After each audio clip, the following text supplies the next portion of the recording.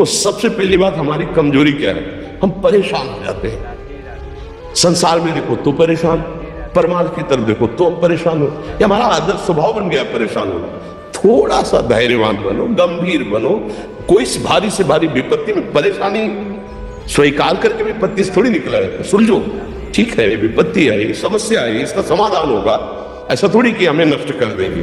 अगर अभी हमारी बड़ी हानि हो जाती है, हम कल इससे बड़ा लाभ प्राप्त कर सकते हैं। हमको एकदम बिल्कुल गंभीर रहना है, इतने कमजोर नहीं बन जाना। अब वो गए तो क्या होगा, अब वो वस्तु गई तो क्या, पद गया तो क्या होगा। प्रयास किया था, ये पद मिला था, इससे बड़ा पद प्राप्त करूंगा, मैं इससे बड़ा महान बनूंगा।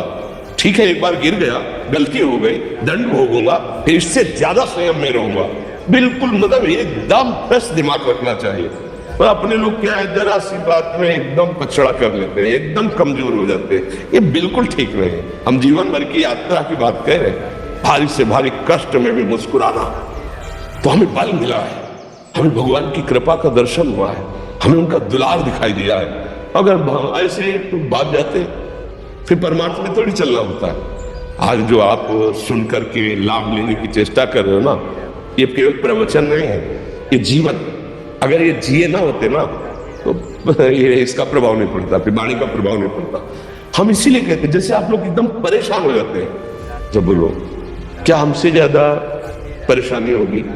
दोनों किडनी खराब, दवाई लाने के लिए पैसे नहीं, पानी रखा है हम उठ के पी नहीं सकते, भीषण शरीर में कष्ट, भीषण बुखार, किडनी फेल, जरा में बुखार, खाने को क्या, रोटी मांग के लाओ। अगर वहां सब्जी मिलती, लाल मिर्च ऐसी पड़ के मिलती थी कि पा नहीं सकते थे। आप सोचो, पानी लाना है तो मुझे लाना है, पीना है तो मुझे पीना है।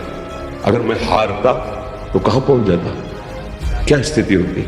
नहीं, मरना पर कदम पीछे। कोई दिन ऐसा नहीं जिस दिन सेवा ना की हो, जिस दिन सेवा में ना गए हो।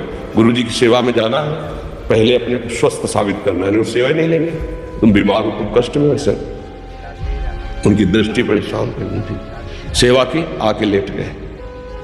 फिर हिम्मत की, अपनी श्री जी की सेवा की, मधुकरी नहीं गए, 3-4 दिन भोजन नहीं गए, पर सेवा नहीं छोड़ी, दिनचर्या नहीं छोड़ी। और उसका प्रधान कारण संयम, ब्रह्मचर्य, भगवदाश्रय, नाम जप, कभी हारने नहीं दिया। अभी भी थोड़ी देर बाद डायलिसिस शुरू हुआ, हारने, आपको हारे हुए नजर आ रहे, शरीर में पीड़ा है, किडनी फेल, ऐसा थोड़ा स्वस्थ बैठे, पीड़ा है, बार बार प्यास लगती है, थोड़ा थोड़ा पानी मिलता है, हर, लेकिन हम आनंदित हैं, हम प्रसन्न हैं, हम लड़ाई में हारे नहीं, ना हारेंगे, हम जीत चुके हैं, हम अपने मालिक के भरोसे में अपना संपाद। तो वो ये हम अपनी बड़ाई नहीं बता रहे, हम आपको बता रहे समस्या। सोचो तुम्हारे पास तो माँ है, भाई है, बहन है, परिवार है, कोई ना कोई तो है ना। मेरा किसी ने कभी जीवन में ध्यान भी नहीं दिया, क्यों? बचपन से बाबा जी बन गए, किसी से प्यार नहीं, किसी से संबंध नहीं, कोई जानकारी नहीं, हम कहाँ है, वो कहाँ है, किसी से कोई मतलब नहीं। अच्छा, जवान साधु कौन श्रद्धा करे? कभी गांव जाने की हिम्मत नहीं पड़ती कि रोटी मांगने, पता नहीं लोग क्या सोचेंगे, क्या भावना कर ले। हम दरवाजे पे खड़े हैं, क्या कैसी भाव, जो हमारे सामने आकाश वृत्ति से आया यौवन अवस्था में, वही पाया है, अन्यथा भूखे रह गए। जब हम हर समय अपने को विवेक के द्वारा सावधान रखे तो हम कभी निराश नहीं हुए, कभी उदास नहीं हुए, कभी ऐसा नहीं लगा कि यार हम दुखी हैं, कभी नहीं लगा।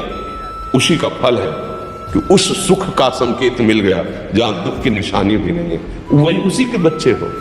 हम सब उसी धातु से बने हुए हैं। हम इतना क्यों परेशान हो जाते हैं? हम ये देखते हैं अपने लोग, थोड़ी बात बिगड़ गई, परेशान, नहीं बिगड़ी तो बिगड़ जाने की संभावना में परेशान है।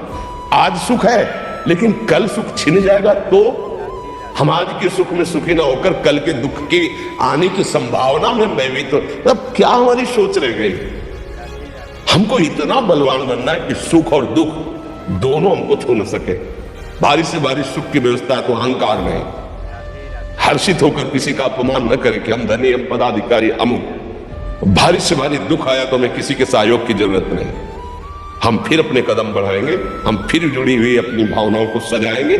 मस्त जीवन, एकदम तुम अविनाशी के बच्चे हो।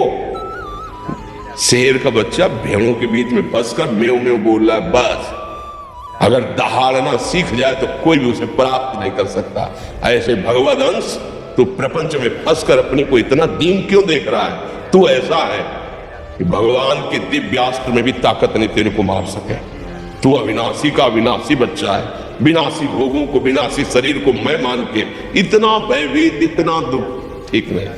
ये सबके लिए, केवल एक के लिए नहीं। आप समझो,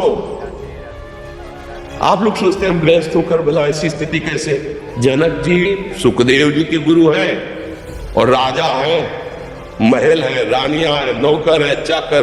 क्या सुखदेव जी जिनके शरीर में लंगोटी भी नहीं है, दिगंबर, परमहंस, परमहंस के गुरु है जनक जी जो राजा है। समझो आप ऐसा ना सोचे कि हम नौकरी कर रहे हैं, हम संसार में, हम गृहस्थ हैं, हम आध्यात्मिक ऊंचाई पर नहीं चढ़ सकते। नहीं, आप एक सरकारी नौकरी या किसानी या व्यापार करते हुए आप एक अध्यात्म की ऊंचाई में चढ़ सकते हैं। और अध्यात्म ही है जो तुम्हें इस माया के दुख सुख से ऊपर उठा सकता है। दूसरा, चाहे जितनी संपत्ति आ जाए, आप सुखी नहीं हो सकते। सब देख लो, आंख खोल के देख लो, अध्यात्म ही है जो तुम्हें सार कष्ट सहकर मुस्कुराकर जीने का रास्ता बता देगा कि आप आनंदित हो जाओगे। कुछ नहीं बिगड़ा, अध्यात्म है तो कुछ नहीं बिगड़ा, अध्यात्म नहीं है तो कुछ नहीं बना, कुछ हाथ नहीं लगने वाला।